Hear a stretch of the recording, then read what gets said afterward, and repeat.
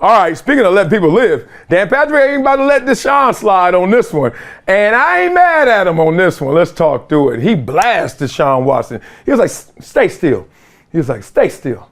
All right, don't say that. And Deshaun said it. He blamed the media. Yep, he said, you were a creep and you got caught, is Dan Patrick's words and thoughts. Let's talk through it. So Deshaun Watson blamed the media for reporting on his sexual assault allegations.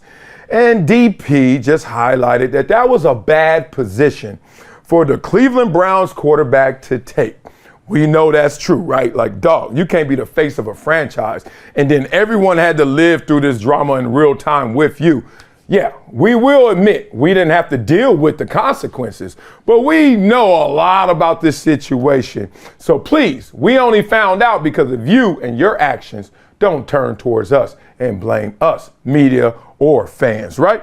But Watson spoke to reporters after the Browns opened training camp over the weekend, and he attempted to play the victim, which is a phrase in itself nowadays. Playing the victim says a lot, but I'm going to say what I know it means. It means, hey, this world is heavy to everybody. Don't act like your ass over there picking up more than most, right? You, especially when you pour this on yourself, you put this on your back, and then you talk about how heavy it is. You better wear it. You put it on your back, right? I got that going on with my little kids. I'm already trying to coach the victimhood out of them. And kids, we learn it from kids. Like, we learn it as kids.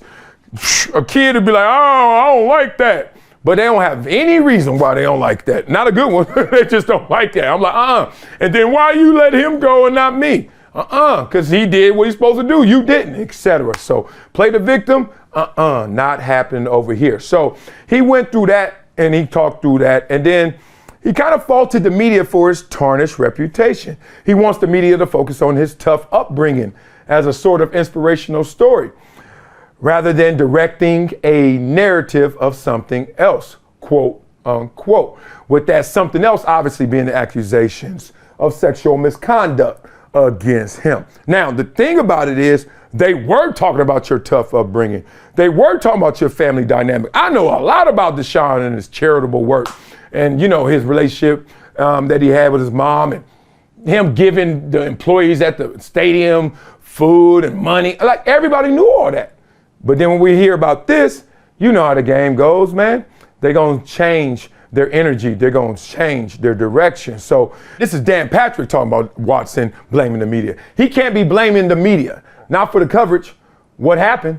Any of that. He has to just avoid these landmines. Now, that's a triple OG trying to tell a young guy, hey, man, I'm just trying to give you the PR of this because, one, I got to cover this in the media fashion.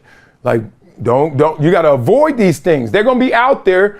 Just have the foresight to avoid them. You don't want to create a headline here. You're a quarterback on a team that right now is polarizing, it feels like.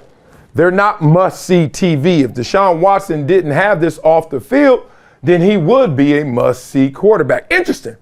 That is true. Like, there is a little bit of a dilemma if you're a network or even your thoughts on the Browns, because it always goes to who's the quarterback. Then it always goes to, are they a good team? Then it always goes to, but the quarterback has this, and we got to bring it up. Because if we don't bring it up, then who are we really talking about, the quarterback? So I hear some of that right there.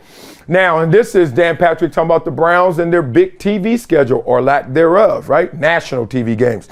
I don't know how many times the Browns are going to be on national TV, but if I'm a network executive, CBS, NBC, ESPN, how many times do you want them? Because you kind of have to jump into that conversation a little bit.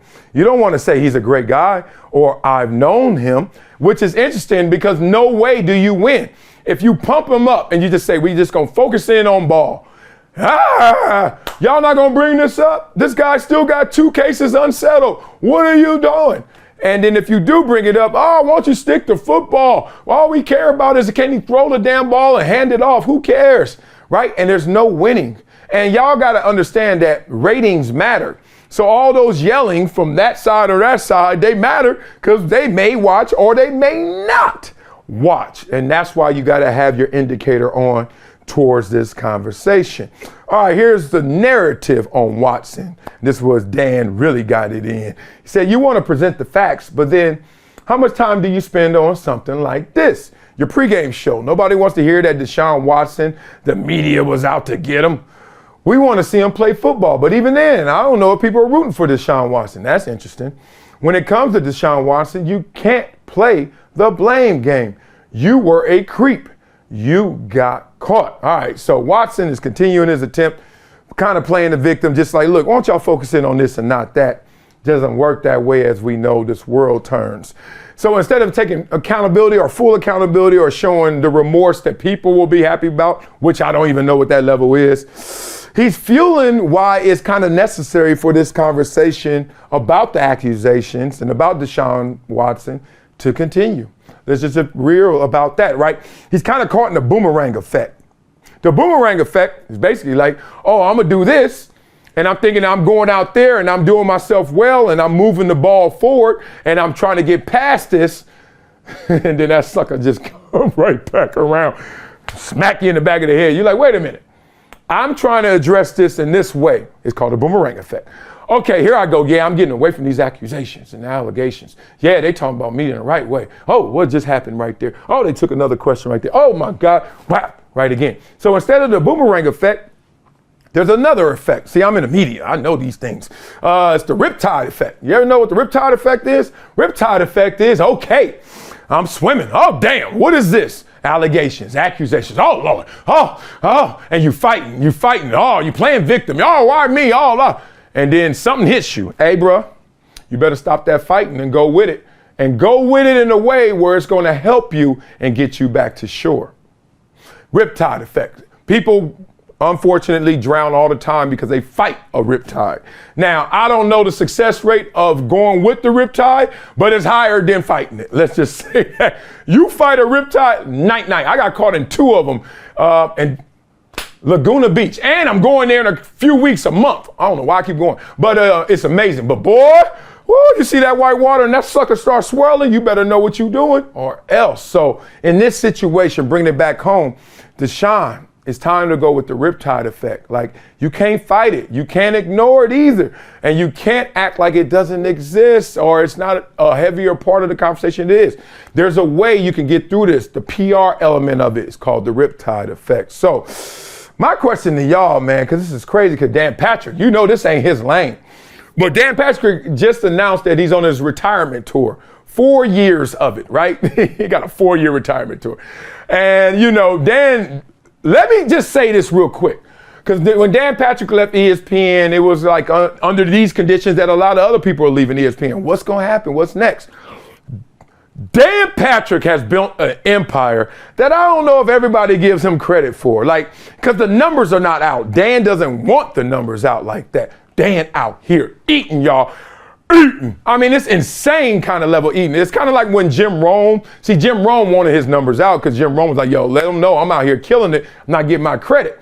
And Jim Rome was killing it. Well, let's just say that Jim Rome ain't the only one out there killing it. Dan Patrick is a machine. Salute to my partner. Salute to the great. So to y'all, let's go into these comments. And y'all agree with Dan Patrick's comments on Deshaun Watson? Do you take issue with Watson's comments? There is a certain time and place where we just got to move on. But I don't know if let me not even qualify. I know Deshaun Watson ain't going to be the one that tells us when we going to move on. So that's the problem right here. That's the conversation. Let's have it in those comments.